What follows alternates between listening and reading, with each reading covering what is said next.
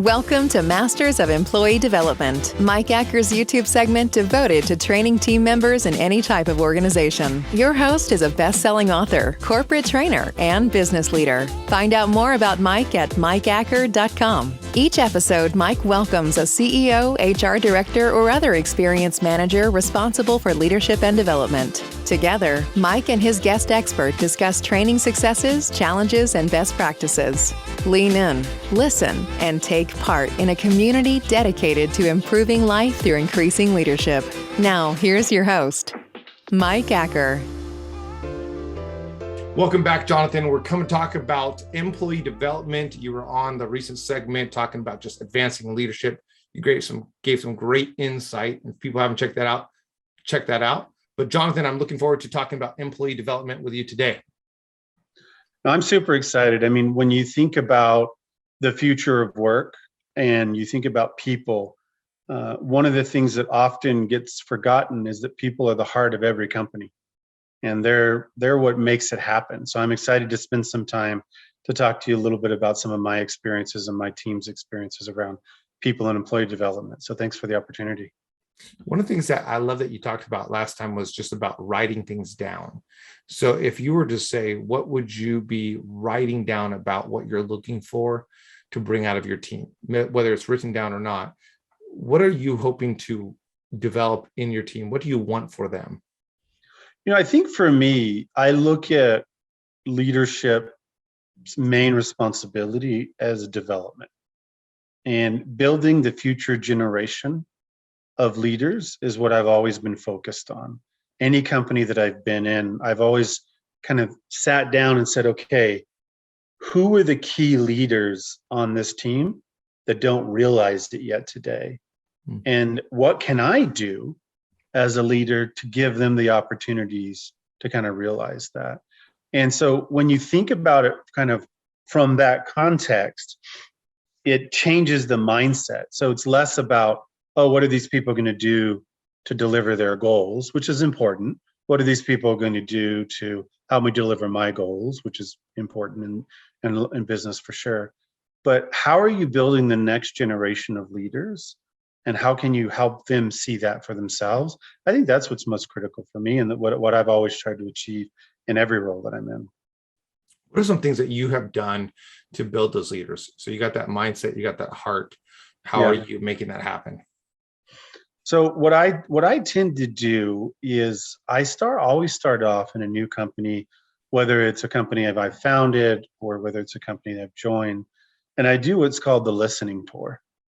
And what I really want to do is, people think that I'm doing the listening tour to understand the business and how to take it forward, but I'm mostly doing the listening tour to understand my people, to understand where their talents are, where their talents might be, and how I can help them be successful. So the first thing I do is that listening tour, and then I take an inventory of opportunity with each of those individuals. The second thing I do is I look at individuals, because this happens in every company, Mike.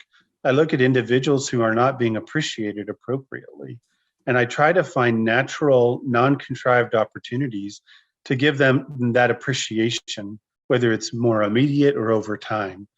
So that's the second thing I do. And the third thing I do is I try to share my own leadership story so people can see, like, how do you think about your future? One thing that I often find with budding leaders is they don't think very far ahead.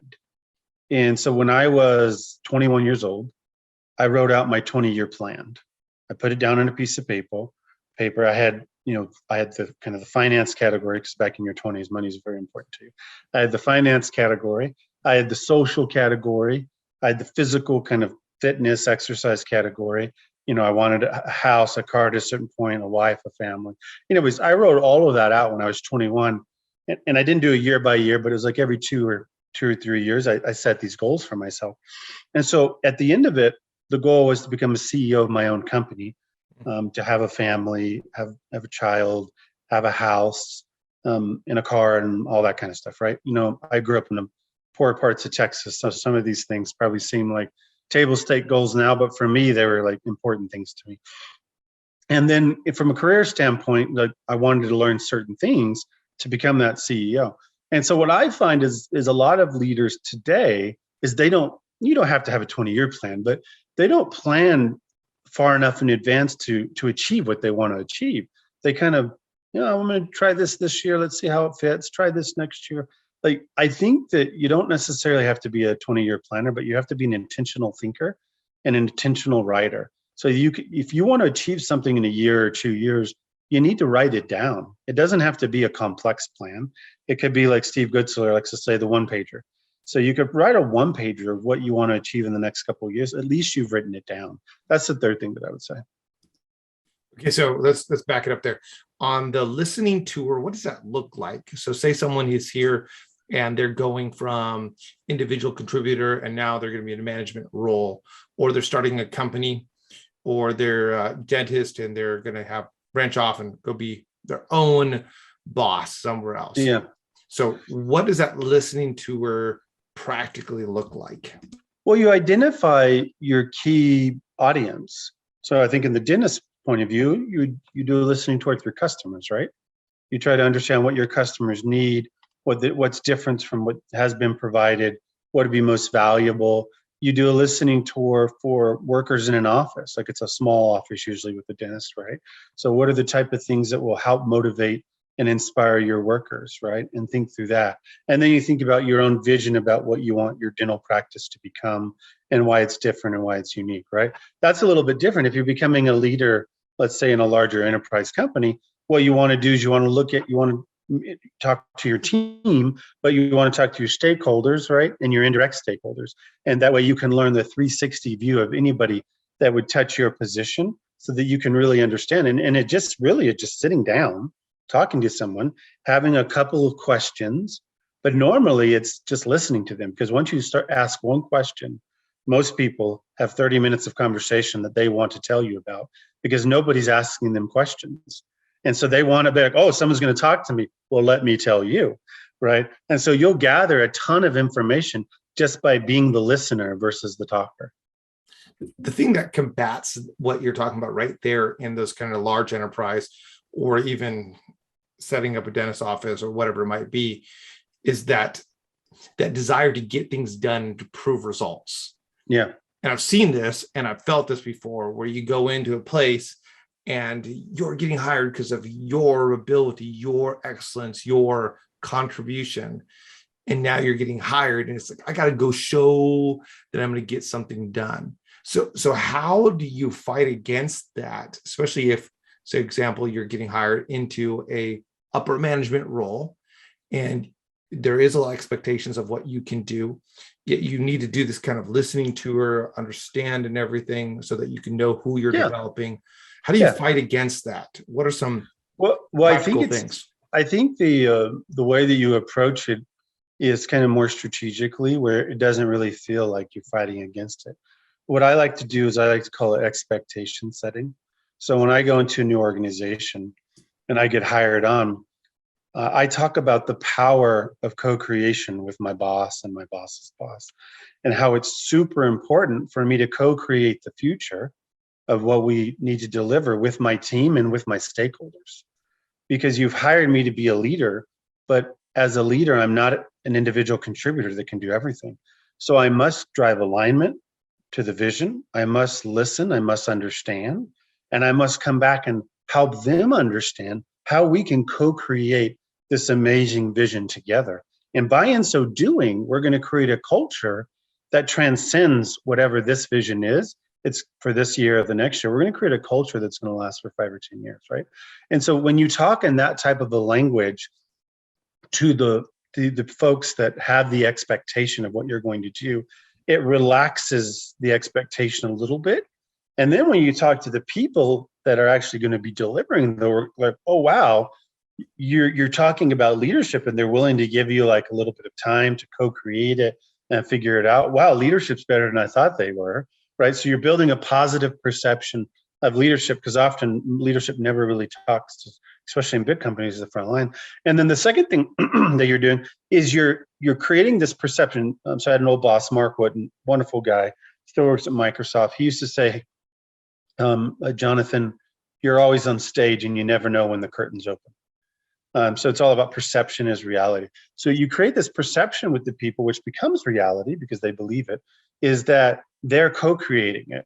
And then the trick, or trick is probably the wrong word, but the ticket is then your execution plan needs to honor the co-creation process and the expectation process. And if you can do that, then as a leader, you're bringing everybody along with you to the future rather than you marching ahead and looking like you're doing things for your own individual purpose or your own individual gain. You're doing it for the gain of the team. And every company that I've ever worked with, if you do it that way, it's going to work. You're always going to have a little bit of tension from somebody. Some people are going to leave because they don't want to be part of this new world. Some executives are going to put some pressure on you, but it's your job as a leader to deflect the pressure and to manage it and so forth. But if you can bring people together, drive the right perception, which becomes the reality, and co-create it, then you're going to be able to fight against or actually break down the wall. So you're just walking forward and executing. When you're talking about this listening tour, one of the things that I keep thinking about is that sometimes we try to develop people, but we don't know what we're trying to sell them on, what path of development. Yeah. So what you're talking about here is really that understanding perspective, and even getting your bosses to understand your need to understand them. And then once you understand them, then you can put them on that path of development. That's right. Because not everybody needs to be developed the same way. I do a lot of executive and communication coaching, and some people are much better in this area. Others are much better in this area. But if you're doing a one size development plan fits all, you're not paying attention. You're not listening to what people actually need from you. Yeah. Well, I think the cool thing about the listening tour is I have a different viewpoint on development than a lot of leaders. I don't think it's my responsibility to develop people. It's my responsibility to create an environment and a culture where people feel like that they can dream about their future, try to imagine what it is, and then I empower and enable my leaders and myself to help them to get there. Like nobody came to me and said, hey, let me help you become a CEO. That didn't happen, and it never will happen, right? Nobody came to me and said, hey, let me help you, become a VP or director. It didn't happen, and it probably never will happen. But I took my own accountability of my development, and I said, this is what I want to achieve. Who do I go to in the organization that can help me do that? And sometimes it's a hit and a miss or a win and a learn, but you have to take ownership of your own development. And if you have a leader ostensibly like me, hopefully I'm a good leader. And if you have a leader like me, where you feel like you can get mentorship or advice from, that's the most valuable thing that I can do is provide mentorship or advice, because your path is your path. And the way that I've done it isn't going to be the way that's going to work for you, but there may be an idea or two that you can learn from me that you can then acclimate into your own path. And if I can open a door or I can break down a wall for you, I will, but it's up to you to dream about what you want to achieve. So right here, we're thinking about if we're going to develop people, putting the impetus on them, but letting them know that we're up for it. That's right. And letting them know, hey, I'm available. I'm not going to make you develop because I can't make you grow, but I can give you the opportunities to do so. Yeah. And what kind of opportunities were you providing your team that might be transferable elsewhere? Well, I mean, I think when we talked earlier, we chatted about in the listening tour, I found when people weren't being appreciated. So when I worked for a company, monster.com, many years ago, I was launching the new outsourcing division. And so I kind of met with hundreds of people, and I identified 8 to 10 people that were in kind of frontline roles. And I said, these people they have talent, they have capability. Let me bring them into my team and grow them. They don't have the experience to do the jobs that are in my team, but rather than go hire somebody, let me bring these 8 talented people in and coach and mentor and grow them. So that's an example of, and I've done that many times in my career, where you try to find those opportunities or incentivize. There's another example later in my career when I worked for a video game company, where the activities of the frontline workers didn't match the incentive structure of the company. And so I worked with the CEO to fix that. And once we fixed the incentive structure where the work that the frontline employees were doing matched the incentive structure, we started to see much higher performance and much more valuable and purpose out of those frontline employees because they felt appreciated. So, I think a key part of it is just really understanding what people's talents, purpose, and dreams are, and trying to find ways that you can enable that. Now they have to come to the table and they have to do their thing and show their value, but at least you give them that opportunity. One of the reasons why I launched this segment on YouTube and as a podcast on Masters of Employee Development is because it's something I've always been passionate about, interested in. And I think there's two ways that listeners can take this. How can I develop myself? And then how can I create a culture where people around me can be developed, or whatever take you have on it? I'm developing them, providing opportunities, empowering them to be developed so they can grow. When I was in my 20s, one of the things I did, and I hear you saying it too, is I went out there and I literally drove places. One time I drove from Seattle to Michigan to meet with a mentor. I didn't have money for a flight, so I drove and slept in the trunk of my car on rest stops. For a short meeting. But it's that kind of aggressive, I'm going to develop myself. I'm going to spend the money. I'm going to spend the time in my 20s so that I'm started off in the right path. Yeah. And then if you're on the other side and you're in that leadership, making it so that people don't have to drive, making it so people don't have to work so hard. What did you do to signal to them? Was it part of just the listening? What was there other things that you did to let them know that, hey, I am available to help you grow if you want to? Yeah, I mean, I think it's an interesting one, right?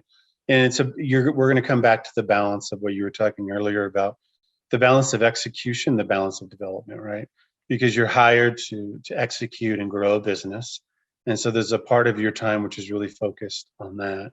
And then there's a part of your time which is focused on development. So there's a couple things I did. So transparently, I appreciate that you've included me on the Masters of Employee Development segment. I don't necessarily see myself as a master, but what I see myself as is I know what I'm not great at, and I know how to surround people around me that are great at it. So Scott McCabe, my co-founder, he would be a master of employee development. He is the people master. He is like, they used to call him the Jonathan Whisperer, because he would be able to take my words and communicate in such a meaningful way where everyone got attached to it. So I would say I did my best to come to the table, but I realized that in some cases I fall short because of my skill set, my strengths, and my natural kind of inclination. And so I surrounded myself with people that were way different than me, that could really, and that were way different than me, but had the courage to speak the truth to me. And that then we could build a great culture. And so I think that's the other thing is, like, if you look at whether it's your organization, whether it's your team or yourself, if you break yourself out of the bounds of your corporate structures and you think about the people that you engage with as a network of individuals, the question I would ask is, are you getting bidirectional value from that relationship? And if you're getting one direction your way, but not giving that direction back, you need to fix that and provide bidirectional value. Conversely, if you're providing value and somebody's not willing to provide it back, then you need to sever that network connection and find a new network connection. So when you think about the seven concentrics of trust, in your first three concentric circles, you want to have your most trusted mentors, individuals that can help you, support you, that you can help and grow and support. Because if you can be that, then it doesn't really matter where you're working or what role you are in a company, right? If you can do that for people and there's bidirectional value, then over time you're going to have network effect where you're going to have impact on people that are 6 or 7 concentric circles away that you don't even know about because they're not in your circles, but you're giving advice or you're helping somebody in your circle. So I think it's important to think about that. A lot of times individuals, they're like, well, if I'm not getting monetary value out of this relationship, why should I give anything to it, right? And I think I understand why people do that, but I think it's the wrong approach. Like, there are many years where Steve and I had no financial connections with each other, right? Where we were just giving each other advice. And I have, 4 or 5 people like Steve that I worked with in my career, like Mark Honeycutt, Mark Wood, and a bunch of other mentors that I really trust, that they don't get any value monetarily from it, but we just support each other and we help each other in our own way. And I would think that's the more powerful part of employee development, than being a master of it, is being a master of your own network, and not trying to get gain out of your network, but to have mutual benefit in your network would be what I would give as advice. Isn't that what a master would say, that I'm not good at this? And Fair enough. really the results have shown that you really have developed people and done it. So I love the humility in it and the take on it. So that I'll classify it versus you owning it. And even taking us through what you talked about, though, is so valuable. The listening tour, I think if people didn't take away from all this other areas that you've added on, and they just did a listening tour with their employees, it would just be so big. Like, this is why, and you and I, we both done the 360 degree. Yeah. What is it that your team thinks about your leadership, all around you, up beside you, below you? I've led those. Steve leads those. We've either led or been a part of them. And that's huge to understand, to listen. And then that second thing that you talked about with them in the sense of seeking out the opportunities for them. And the third, writing it down. I think this concentric network is interesting. I know what you're talking about here. My guess is, as a lot of people are listening, there's some who are familiar with it, some who are not. So unpack that a little bit more. And I don't remember where it comes from. So can you give the source as well, or if you remember the book? So to be honest, I found out about the concentric circles of trust from my therapist. So when I was a kid, there's a lot of abuse and stuff that happened in my childhood. And one of the things that my therapist taught me was that as you are building relationships, ensure your relationships are bidirectional.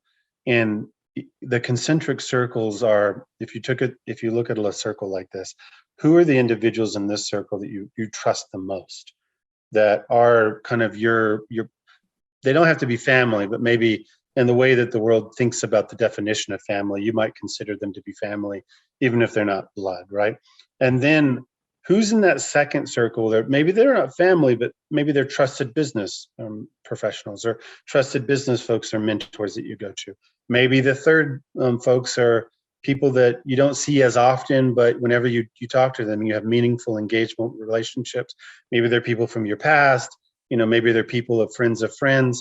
And then you start to look at, like, once you get to the fourth, the fifth, the sixth, you really only have time for the first three, right? And so then you have to let the fourth, fifth, and sixth kind of go, right? And that's what she kind of talked to me about, my therapist, Charlotte Davis, that she talked to me about. And so I've applied it to business. I don't have the source of it, but I applied it to business in the same way that, like, Steve Gutzler was and has been in my first concentric circle of trust, right? And as I've built relationships, I have a few people like Steve in the first circle, and then the second and the third, right? Steve introduced me to you, right, Mike? And now you're in my first three circles, right? Because you and I have had some wonderful, meaningful, bidirectional conversations. And so I think people just have to think about it from that concept of how many, usually there's not really a right number, but maybe in your first circle, you have 5 or 10 people, 10 or 20, and maybe 30 or 40, and then it gets too many people to kind of manage, right?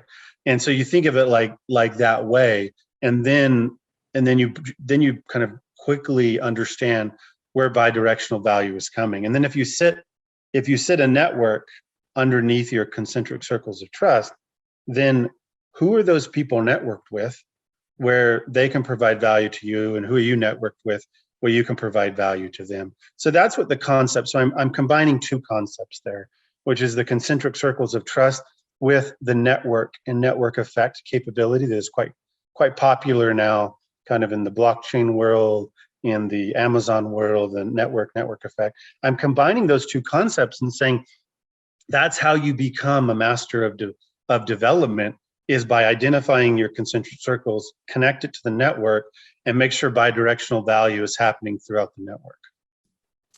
There's this new networking group for people who have sold their company. It's in the millions of dollars and stuff like that. And they have realized that those outer chains of influence are not nearly as meaningful. And so their whole idea is we've been to conferences, and it wasn't the conferences that were great. It was the conversation we had with someone who was in that That's right. one, two, three, and as a network. And it's very interesting. Baby bathwater. That's what they're called. And they do these events, but basically they're trying to create these moments where people on this inner circle are having these conversations with each other. That's right. To talk about it and really create that. And as you're talking, there's a couple books. There's, I think, one called it's more about friendship and such that are pulling from these ideas. But regardless of the exact paradigm it's coming from, I always talk about there's 5 levels of friendship. And what you're talking about here is these are in those inner 3. And the closer you get, of course, that's going to be more and more relevant. Yeah. As people are listening to you, I would say this for people: find 1 or 2, 3 people that are that close to you. That's right. You have this pact of development. And then for you who are developing others, find people that you can be that trusted mentor for. If you think about the 5 stages of the life of a worker, you start, you edit, you master, and then you start passing it on in these levels right here. So if you're at this stage right here, who can you start passing it on to? If you're at this stage, who can you look up to? If you're in the middle, who can you do it alongside? That's right. Man, that's fascinating. There's so much more that we can unpack there. We're running up on to our time, but where can people find you, Jonathan? Where can people connect with you? Are you on LinkedIn? And I'll put the links on there. Are you at Officium? Tell us a little bit about where you're at. Yeah, I mean, you can find me on LinkedIn, Jonathan Shroyer, officiumlabs.io, and that's where my company is located. You can find me in both those. I'm on Twitter a bit as well, or you can just email me at jshroyer@officiumlabs.io. Thanks for the time so much, Mike. It's always fun to talk with you, and I know that you've got a breadth of knowledge with a bunch of other leaders just like me, so it's fun to talk to you about this stuff and learn from you and learn from your books and kind of all the other guests you've had. So thanks again for the opportunity to share just some of my thoughts too. Absolutely, Jonathan. It's so much fun. And thanks for the idea that you gave me yesterday. Looking forward to just exploring that more. I'll have to chat with you more offline about that.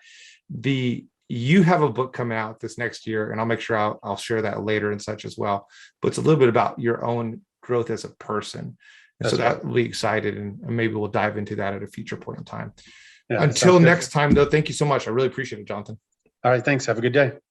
And to everybody else, thank you so much for tuning in, listening, checking it out. Make sure you subscribe, follow, like, share with others so you don't miss what's coming up. And during this holiday season, I hope you've had some incredible holidays.